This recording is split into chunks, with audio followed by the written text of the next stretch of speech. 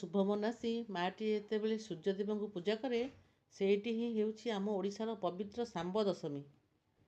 माँ माने विभिन्न प्रकार पिठा करती। शास्त्र कहे भगवान श्रीकृष्ण पुत्र शाम्ब यही दिन सूर्य उपासना करी दुरारोग्य व्याधि मुक्ति पाइथिले। सेथिपाई तो आज प्रति ओडिया घरे माँ माने निज संतानर निरामय जीवन पाई एही ओषाटी को करती। एही ओषारे पिठा खेचुड़ी विभिन्न प्रकार पिठापଣା फलमूल भोग लगी करा जाए। दुनियार सबुठु बड़ कवच हेउछि मार आशीर्वाद।